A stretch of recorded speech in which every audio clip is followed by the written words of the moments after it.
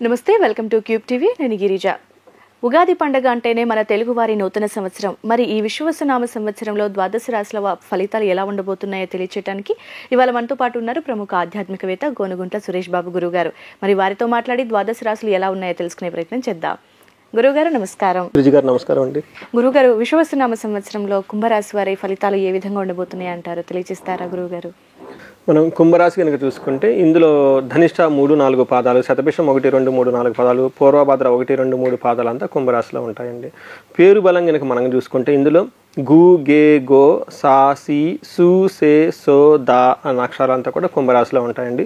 చాలా ఎక్కువ మంది మన తెలుగు వాళ్ళు పిలిచే పేర్లు అందరూ ఇక్కడే ఉంటాయండి. సీను, సుజాత, గౌరీ, తర్వాత గోపి, చాలా ఉండండి. ఎక్కువగా చాలామంది పేరు బలం కనుక నాకు చేస్తుంటారు కదండి, చాలా కామన్గా ఉండే పేర్లంతా కూడా మనకి ఇందులో ఉంటాయి. సునీత, సుజాత, సురేష్, సుధాకర్, తర్వాత సీను, మనకి ఇలా చాలా పేర్లు, ఎక్కువగా గోపి, చాలా పేర్లు ఈ కామన్గా ఉండేవాళ్ళంతా ఇందులోనే ఉంటారండి. అయితే మనకి వీళ్ళకి ఆదాయం, రాజ్యపూజ్యము, అవమానం, అవమానం ఇవన్నీ కనుక మనం చూసుకుంటే వీళ్ళకి ఆదాయం 8, వ్యయం 14. అంటే వీళ్ళకి ఆదాయం కంటే కూడా వ్యయం ఖర్చులు చాలా ఎక్కువ ఉంటాయి అనమాట. అయితే రాజ్యపూజ్యం 7, అవమానం 5 ఉన్నాయి. అంటే వీళ్ళ కనుక చూసుకుంటే ఒక రాజ్యపూజ్యం ఎక్కువగా ఉంది, అవమానం తక్కువ ఉంది, వ్యయం చాలా ఎక్కువగా ఉంటుంది ఈ కుంభరాశి వాళ్ళకని మనం గమనించుకోవాలి. అయితే ఇందులో గ్రహస్థితిని బట్టి కనుక మనం చూసుకున్నాక వీళ్ళకి మీనరాశిలో శని, తర్వాత మిథున రాశిలో గురువు, తర్వాత వీళ్ళకి కుంభరాశిలో వచ్చేటప్పటికి రాహు, సింహరాశిలో కేతు ఉన్నారండి. ఈ యొక్క రాహు, కేతులు, శని, గురువులు కనుక మనం వీళ్ళకి పొజిషన్ గట్టి మనం కనుక చూసుకుంటే వీళ్ళకి ఎలా ఉండబోతుందంటే మనకి లఘు గోచారము, సూక్ష్మ గోచారం అన్న కాన్సెప్ట్లో కనుక చూసుకుంటే శని వీళ్ళకి 2వ స్థానంలో ఉన్నారండి. అంటే వీళ్ళకి శని ఏమవుతుందంటేనండి, లాస్ట్ 5 years శని చాలా ఇబ్బందులు పెట్టారండి వీళ్ళకి. ఇప్పుడు ఏలినాటి శని జన్మరాశి నుంచి 2వ ప్లేస్లో వెళ్ళిపోతుంది. మనకి ఏమంటారంటే ఏలినాటి శని 3వ స్టేజ్లో ఉన్నారనమాట. అయితే 3వ స్టేజ్ యొక్క విశిష్టత ఏంటంటేనండి, ఏలినాటి శని కానీ ఈ బాధలు పెట్టే మొదట్లో 80% బాధల నుంచి రిలీఫ్ వస్తుందండి వీళ్ళకి.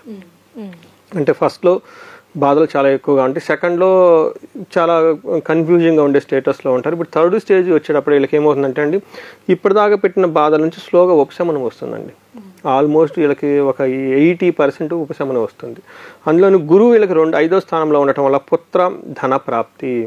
తర్వాత ఇంత ఇప్పుడు కాకుండా రాహు 1st హౌస్లో, కేతు 2nd హౌస్లో ఉండడం వల్ల కొంచెం హెల్త్ విషయంలో జాగ్రత్తగా ఉండాలి. వేరే వాళ్ళతో ఆర్గ్యుమెంట్స్ ఎక్కువ అవుతాయండి, పార్ట్నర్స్ తోటి, భార్యతోటి, ఈ రిలేషన్షిప్ విషయాలు చాలా ఎక్కువ వచ్చే అవకాశం ఎక్కువగా ఉంది. బట్ ఓవరాల్గా కనుక చూసుకుంటే వీళ్ళకి లాస్ట్ 5 years పడుతున్న ఏలినాటి శని బాధల నుంచి చాలా ఉపశమనం వస్తుందని మనం చెప్పుకోవాలి. వీళ్ళకి 2nd హౌస్లో శని ఉండటం వల్ల ఏమవుతుందంటే వీళ్ళకి 4th హౌస్ని 11th హౌస్ను చూస్తూ ఉంటారండి. 4th హౌస్ని చూడటం వల్ల ఏమవుతుందంటే ట్రావెల్లో కొంచెం ఇబ్బందులు రావటం, తర్వాత ఫెయిల్యూర్ ఇన్ ఎడ్యుకేషన్లో ఫెయిల్ అవ్వటము, వీటికి సంబంధించి ఎడ్యుకేషన్ కొంచెం స్లోగా ఉండే అవకాశం ఎక్కువగా ఉంటుంది. కంఫర్ట్, లగ్జరీ అనేది చాలా తక్కువగా ఉంటుంది. అయితే 11th హౌస్లో వీళ్ళకి శని ఉండటం వల్ల ఏమవుతుందంటే అండి, maximum profits, comfortable, satisfaction levels improve అవుతూ ఉంటాయండి వీళ్ళకి డే టు డే. అంతకుముందు బాగా అన్హ్యాపీగా ఉన్నవాళ్ళు ఇప్పుడు కొంచెం వాళ్ళకి ఒక ఆదాయం రావటం, వాళ్ళకి కొంచెం ధన ప్రవాహం రావటం, కొంచెం స్లోగా శని యొక్క బాధలు కొంచెం దూరంగా పోవడంతో ఒక సాటిస్ఫాక్షన్ లెవెల్ వీళ్ళలో ఇంప్రూవ్మెంట్ అవుతూ ఉంటుందండి. అయితే వీళ్ళకి గురువు 5వ ఇంట్లో ఉండటం వల్ల ఇది మంచి పొజిషన్. మే తర్వాత నేను చాలామందికి చెప్తూ ఉంటాను, ఆల్రెడీ చాలామంది నాకు కాల్స్ వచ్చేస్తూ ఉండేవి, అది కుంభరాశి అండి ఎలా ఉంటుంది ఏంటంటే సేమ్ ఇప్పుడు చెప్పిందే వాళ్ళకి చెప్తున్నాను. తర్వాత ఇది ఏమంటే వీళ్ళకి 5th హౌస్లో గురువు ఉండటం వల్ల ఇది చాలా లక్ అనమాట, భాగ్యాన్ని ట్రిగ్గర్ చేస్తూ ఉంటుంది వీళ్ళకి. ఏ విధంగా అంటే 5వ ఇంట్లో కనుక గురువు ఉంటే ఏమవుతుందంటే ధనలాభం, ఓకే, అర్ధలాభం, తదైశ్వర్యం, స్వకర్మరతి హర్షం, సదా స్వజన సౌఖ్యం, పంచమస్తే భవేద్ గురువు అని చెప్తారు. మనకి సంస్కృతంలో మన మహర్షులు చెప్తారు. ఏం చెప్తారు, అర్ధలాభం, ధనం ఉంటుందంట వాళ్ళకి, ఐశ్వర్యం ఉంటుందంట.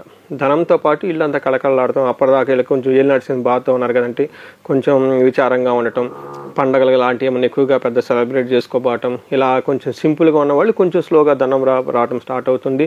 కొంచెం పండగలు అవి ఇవి బర్త్డేస్ చక్కగా చేసుకోవటం స్టార్ట్ చేసేస్తూ ఉంటారు. స్వకర్మరైతే హర్షితం. అప్పటిదాకా వాళ్ళు ఏదైనా కనుక పని చేస్తే అందులో కొంచెం అప్రిసియేషన్ ఉండదు, అవమానాలు అలా ఉన్న దగ్గర నుంచి స్లోగా వీళ్ళు చేసే పనిలో వీళ్ళకి లాభాలు రావటం, కొంచెం ఇంప్రూవ్మెంట్ ఉండటం, అవన్నీ చేసే అవకాశం ఎక్కువగా ఉంటుంది. సదా స్వజన సౌఖ్యం, వాళ్ళ బంధువులతోటి వాళ్ళతో వీళ్ళతోటి చాలా సౌఖ్యంగా ఉండేసి ఒక స్మూత్ ఎన్విరాన్మెంట్ అనేది స్టార్ట్ అవుతూ ఉంటుందండి. అది మనకి నాకు చెప్పుకున్నట్టు 80% వరకు వీళ్ళకి ఈ ఏలినాటి శని బాధల నుంచి ఉపశమనం లభిస్తుంది. ఓకే గురువుగారు. అయితే ఫస్ట్ హౌస్లో ఉండటం వల్ల ఫిజికల్గా హెల్తీగా ఉంటారు. 7వ ఇంట్లో దృష్టి ఉండటం వల్ల పిలిగ్రిమేజెస్, కొంచెం తీర్థయాత్రలు చేయటం, ఆధ్యాత్మికంగా ఉండటం, పెద్దవాళ్ళని కలవటం, ఫాదర్ ఫిగర్ లాంటి వాళ్ళని రెస్పెక్ట్ ఇవ్వటం, ఈ పనులన్నీ ఎక్కువ చేస్తూ ఉంటారు. ఫస్ట్ హౌస్లో రాహు ఉండటం వల్ల ఇక్కడ రోజు వీళ్ళకి ఏమవుతుందంటేనండి, గురువు కూడాను రాహు చూడటం వల్ల రాహు వీళ్ళకి ఫస్ట్ హౌస్లో ఉన్నా కానీ రాహు తను పెట్టే బాధల నుంచి అంత ఎక్కువగా బాధలు పెట్టడం అనమాట. ఎందుకంటే గురు దృష్టి ఉండటం వల్ల మనకి ఏం చెప్తారంటే, భార్యాపుత్రులతో గొడవ, దేశ సంచారము, ప్రవాసంలో ఉండటం, కొంచెం ఫారిన్ వెళ్ళటం, ఇంటికి దూరంగా ఉండటం, ఇవన్నీ జరిగే అవకాశం ఉంది. ధనానికైతే ఇబ్బందులు, కష్టాలు ఉంటాయని చెప్తారు. కానీ గురు దృష్టి ఉండటం వల్ల రాహు తనిచ్చే ప్రాబ్లమ్స్ చాలా వరకు తగ్గి ఉంటాయి అనమాట గురు దృష్టి ఉండటం వల్ల. ఇది మనకి తెలుసుకోవచ్చు. ఒక రకంగా మనం చూడాలనుకుంటే కుంభరాశి వాళ్ళకి ఇప్పటిదాకా పడుతున్న ప్రాబ్లం నుంచి ఓవరాల్గా మనం చూసుకుంటే చాలా ఉపశమనం వచ్చేసి ఒక వృద్ధిలో ఉండే అవకాశం ఎక్కువగా ఉంటుంది. ఓకే గురుగారు. సో మరి కుంభరాశి వాళ్ళు ఏ ఏ విషయాల్లో జాగ్రత్తలు వహిస్తే మంచిది, ఈ ఏడాదంతా కూడా ఎలాంటి పరిహారాలు చేసుకుంటే బెటర్ అంటారు గురుగారు? శని వల్ల కొన్ని పనుల్లో ఆటంకాలు వచ్చి పనులు ఆగిపోయే అవకాశం ఎక్కువగా ఉంటుంది. దీన్ని మరణతుల్యం అని కూడా అంటారు. ఇలా ఉన్నప్పుడు వీళ్ళకి మనకి మహాన్యాసపూర్వక ఏకాదశ రుద్రాభిషేకం చేయించుకుంటే చాలా చాలా కలిసి వస్తుంది. అంతేకాకుండా వీళ్ళకి అమృత మృత్యుంజయ పాశుపత అభిషేకం కానీ, హోమం కానీ, జపాలు కానీ చేయించుకుంటే చాలా బాగుంటుంది. వీళ్ళకి కొంతమందికి కొత్తగా జాబ్ ఆపర్చునిటీస్ వచ్చే అవకాశం కూడా చాలా ఎక్కువగా ఉంది. పట్టాభిషేకం, కొత్తగా ప్రమోషన్స్ రావటం, ఇవి కూడా అవకాశం ఎక్కువగా ఉంది. ఇలాంటి వాళ్ళు ఏమంటే ఇంకా శని ప్రభావం ఉండటం తర్వాత ఇలాంటి వాళ్ళు రాజశ్యామల హోమం కనుక ఒక 2 days దీక్షలాగా పెట్టి చేసుకుంటే వీళ్ళకి అధికారం, తర్వాత కొత్తగా బిజినెస్లో ఇంప్రూవ్మెంట్, ఇవన్నీ వచ్చే అవకాశం ఎక్కువగా ఉంటుంది. ధన ప్రవాహం గురువు వల్ల ధనం స్టార్ట్ అవుతూ ఉంటుంది. ఇంకా ఎవరైనా కానీ ధనం రావాలనుకున్నా వాళ్ళకి అంతకుముందు ఆల్రెడీ అప్పులు ఎక్కువగా చేస్తున్నా కానీ కుబేర పాశుపత అభిషేకం కానీ, హోమం కానీ చేసుకుంటూ ఉంటే చాలా బాగుంటుంది. ఇవి కాకుండా వీళ్ళకి శని ప్రభావం ఇంకా ఉండడం తర్వాత వీళ్ళకి శ్రీశైలంలో స్పర్శలింగ దర్శనం చేసుకోవటం, తర్వాత శత్రువులు బాధలు, ఇంట్లో ఎవరన్నా బాగా ఇబ్బంది పెడుతూ ఉన్నా కానీ వీళ్ళకి చండీ హోమం, చండీ పారాయణం, చండీ హోమం వచ్చేటప్పుడు శ్రీశైలంలో కూడా చేస్తారు. అవి చేస్తుంటే చాలా బాగుంటుంది. ఇంకా ఎవరైనా కనుక మనకి మ్యారేజ్ రిలేటెడ్ ఇష్యూస్ ఉన్నా, లేదంటే కొంచెం డైవర్స్లో ఇబ్బందులు పడుతున్నా కానీ ఇండివిజువల్గా జాతకం ఒకసారి చూపించుకుంటే అందులో ఇంకేమైనా దోషాలు ఉన్నాయో మనం చూసి వాళ్ళకి చెప్తే చాలా బాగుంటుందండి. ఓకే గురుగారు. సో కుంభరాశి వాళ్ళకి సంబంధించి పాటించాల్సినటువంటి పరిహారాలు, ఏ ఏ విషయాల్లో జాగ్రత్త పడాలనే విషయాన్ని చాలా చక్కగా ఏడాది మొత్తానికి సంబంధించి తెలియజేశారు గురుగారు. ధన్యవాదాలు. ధన్యవాదాలు.